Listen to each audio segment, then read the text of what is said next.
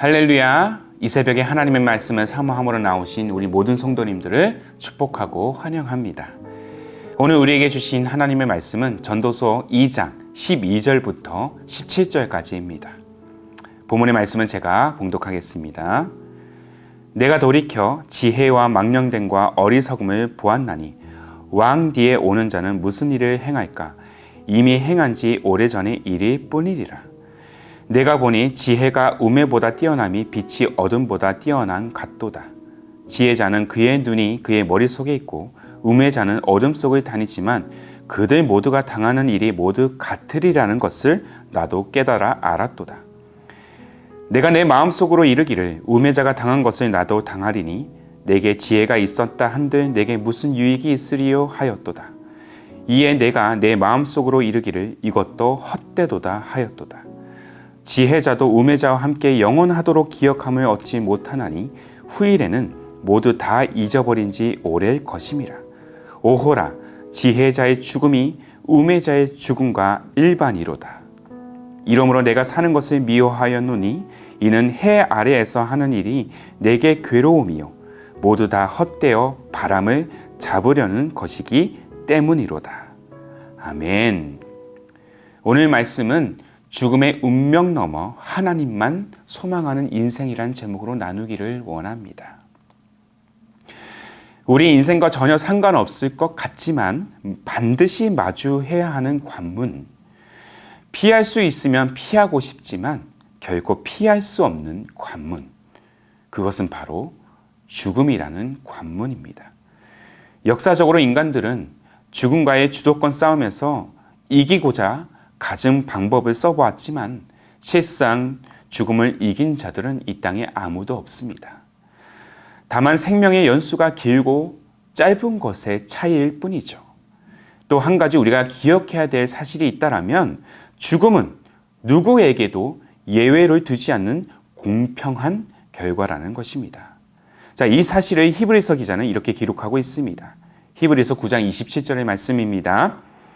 한 번 죽는 것은 사람에게 정해진 것이요 그 후에는 심판이 있으리니. 죽음이라는 것은 모든 이들에게 예외 없이 주어지는 것입니다. 성경은 인간에게 죽음이란 결과, 그 결과가 주어진 이유에 대해서도 명확하게 설명하고 있습니다. 자, 먼저 로마서 3장 23절의 말씀이죠. 모든 사람이 죄를 범하였음에 하나님의 영광이 이르지 못하더니. 모든 사람이 죄를 범하였고 이 죄는 하나님과의 관계에 있어서 단절이라는 비극을 가져옵니다. 이 비극의 결말이 바울은 또한 무엇이라고 표현하고 있습니까? 자, 로마서 6장 23절 상반절을 보시면 죄의 싹은 사망이라고 표현하고 있습니다. 그러므로 이 땅에서 아무리 성공적인 인생을 산다 할지라도 또한 남부러울 것이 없이 세상의 즐거움을 다 누렸다 할지라도 결국 인생 말미에는 그가 누렸던 즐거움은 안개가 거치듯 산산이 흩어지고 깊은 어둠의 수렁에 빠지게 할 죽음의 그림자와 마주하게 될 그 날이 반드시 온다라는 것입니다. 그것도 모든 인간들에게 말이죠. 이 전도서 기자인 솔로몬은 평생 지혜를 추구하며 살아왔습니다. 실제로 그는 그 지혜에 있어서만큼은 누구보다 뛰어난 자였어요. 그 지혜로 인하여 왕실과 국가를 더 견고하게 하고 수많은 전쟁을 이기며 백성들의 절대적인 지지를 받기까지 그야말로 화려한 인생을 살았습니다. 자, 오늘날 보면 비공식적으로 세계 최고의 부자를 사우디아라비아의 왕세자인 빈 살만을 꼽습니다. 자, 요즘 2022년 카타르 월드컵이 한창 진행되고 있죠. 본선에 진출한 이 사우디아라비아가 우승 영순이었던 아르헨티나를 이기는 기적을 쓰자 이 빈 살만은 선수단 전원에게 수억 원 상당의 고급 스포츠카를 선물하기로 했다는 소식을 전했습니다. 이것이 사실인지 아닌지는 명확하지 않습니다만 중요한 것은 그 비싼 차를 그냥 선물해 줄 정도로 그의 재력과 능력, 사우디 안에서 그의 위치는 매우 절대적이라는 것이죠. 고대 근동시대의 세계 최고의 부자였던 솔로몬도 마찬가지였습니다. 그러나 이러한 부귀 영화를 평생토록 그가 누려왔음에도 불구하고 또 남들보다 우위에 서서 절대 권력을 누려왔음에도 불구하고 오늘 본문에서는 그는 자신과 같은 지혜자나 어리석은 삶을 살았던 우매자나 그 차이가 없다고 얘기를 하고 있어요. 둘 다 처할 운명이 같기 때문이죠. 본문 16절의 말씀입니다. 지혜자도 우매자와 함께 영원하도록 기억함을 얻지 못하나니 후일에는 모두 다 잊어버린 지 오래일 것임이라. 오호라, 지혜자의 죽음이 우매자의 죽음과 일반이로다.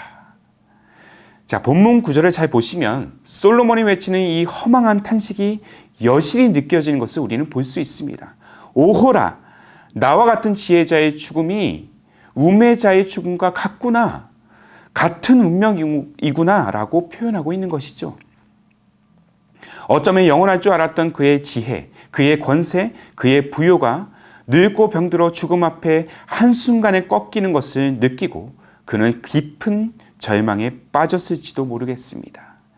나는 누구보다 열심히 살아왔는데, 나는 누구보다 성실히 살아왔는데 왜 나는 이들과 다를 바 없는 그 운명을 받아들여야 하지?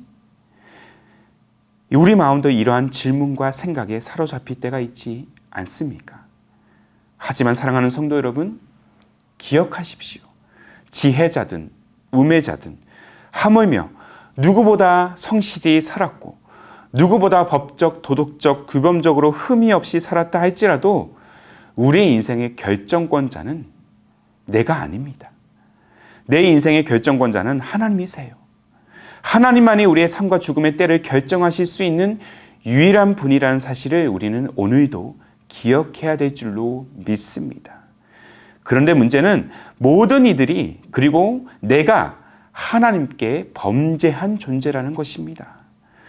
우리가 죄인이라는 사실을 무엇을 통해서 알 수 있습니까?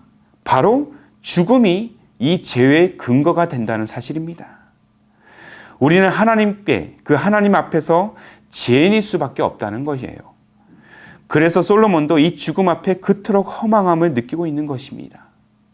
자신 또한 죄로부터 결코 자유할 수 없는 존재라는 사실을 그는 인정하고 있는 것이죠. 그래서 죽음을 이길 수 없는 자신의 그 유약함을 보고 모든 인생이 헛되고 헛되다라는 거 지금 고백하고 있는 것입니다. 그러나 하나님은 그저 우리 인생이 잠시 있다 없어질 이런 헛된 인생 무상만 느끼다가 그저 죽음으로 나아가기를 원치 않으십니다. 그분이 원하시는 것은 수많은 인생들이 다시 자신에게로 돌아오는 것입니다. 그토록 우리를 사랑하시기 때문에 이 헛됨을 넘어서 잠시뿐인 이 인생을 넘어서 영원한 삶으로 나아갈 길을 여셨습니다. 누구를 통해서입니까? 바로 그의 사랑하시는 아들, 제 아들 예수 그리스도를 통해서입니다.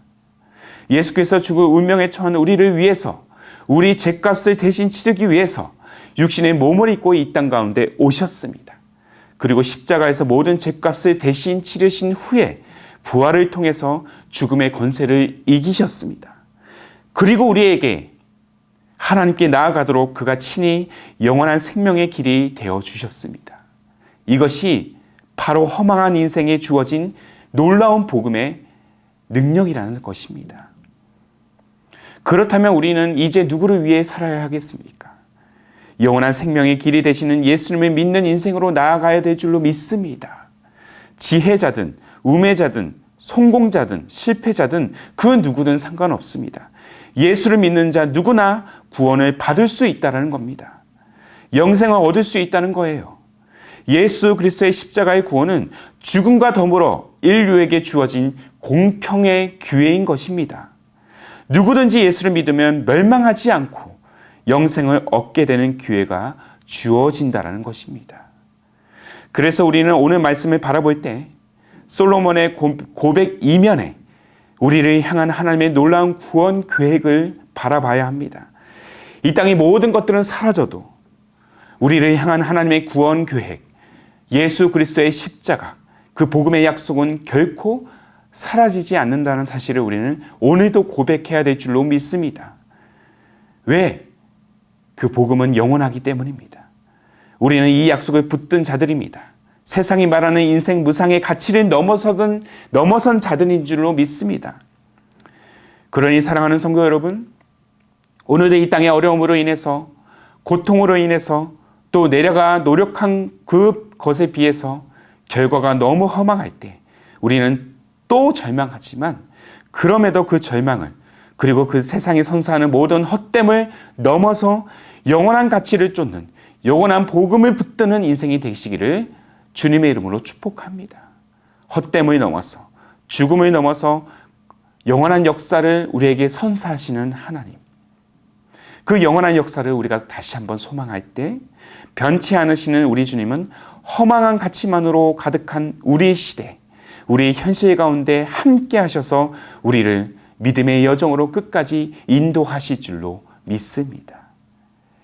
믿는 자에게는 반드시 살아날 소망이 있는 줄로 믿습니다. 그러기 위해서는 오늘 우리는 운명을 바꾸기 위한 우리의 헛된 지혜, 그리고 우리의 헛된 노력이 아니라 죽을 수밖에 없는 운명에 처한 우리를 반드시 살리시는 그 하나님께 소망을 두어야 할 것입니다. 자, 오늘 베드로의 고백을 잘 보십시오. 베드로전서 1장 27절의 말씀입니다. 너희는 그를 죽은 자 가운데서 살리시고 영광을 주신 하나님을 그리스도로 말미암아 믿는 자니 너희 믿음과 소망이 하나님께 있게 하셨느니라. 아멘이십니까? 이 베드로 전서 1장 21절의 말씀을 우리가 고백하면서 오늘도 죽음이란 이 운명이 넘어서 영원한 길을 향해 믿음의 발걸음을 다시 한번 내딛는 그런 소망의 여정이 되시기를 주님의 이름으로 축복합니다. 영원하신 하나님만을 붙드십시오. 그리고 오늘도 그 절망의 문턱을 넘어서, 죽음의 문턱을 넘어서 우리를 영원한 생명의 길로 인도하시는 예수 그리스도의 십자가의 능력을 붙들고 다시 한번 우리가 그 절망의 자리를 털고 일어나 소망의 길로 온전히 나아가는 우리 모두의 믿음의 발걸음이 되기를 주님의 이름으로 소망합니다. 아멘. 함께 기도하겠습니다. 살아계신 주님, 우리는 우리의 운명을 바꾸기 위해 고군분투하지만 다가오는 결과는 늘 허망하고 절망스러운 것들 뿐임을 부정하지 않을 수 없습니다. 비록 세상에는 있다 없어질, 또 우리 육신은 썩어져 없어질 허망한 것들 뿐이라고 얘기하지만 다만 우리 인생에 소망이 있는 것은 죽음 넘어 영원한 생명의 길로 인도하실 주님의 사랑이 우리에게 있기 때문인 줄로 믿습니다. 사랑하는 주님, 늘 우리 시선과 마음이 절망이 가득한 현실을 넘어서 세상이 주는 죽음의 두려움을 넘어서 영원하신 왕, 영광의 왕 되신 주님만 바라보는 믿음의 삶이 되게 하옵소서. 세상은 죽음을 말하나 주님은 생명을 말씀하고 계심을 늘 신뢰하는 인생이 되기를 원합니다. 누구든지 주의 이름을 부르는 자는 구원을 얻는다는 그 약속의 말씀을 늘 기억하며 오늘도 절망을 넘어서 소망으로 나아가는 우리의 인생이 되게 하옵소서. 그렇게 우리를 영원한 생명의 길로 이끄실 우리 주님 예수님의 이름으로 기도하옵나이다. 아멘. 오늘도 주신 말씀에 따라서 우리 두 가지의 기도 제목을 붙들고 함께 기도하기를 원합니다. 먼저는 죽음을 말하는 세상의 허망한 소리에 우리가 절망하지 않고 영원한 생명 되시는 예수 그리스도만을 온전히 신뢰하면서 나아가는 우리 소망의 인생이 되게 하옵소서. 한 걸음 더 나아가 세상의 헛된 지혜와 노력이 아니라 죽음의 운명에 처했던 우리를 반드시 살리시는 하나님께만 소망을 두는 우리의 삶, 또한 우리의 가정, 우리 기쁨이 되는 교회 되게 하옵소서.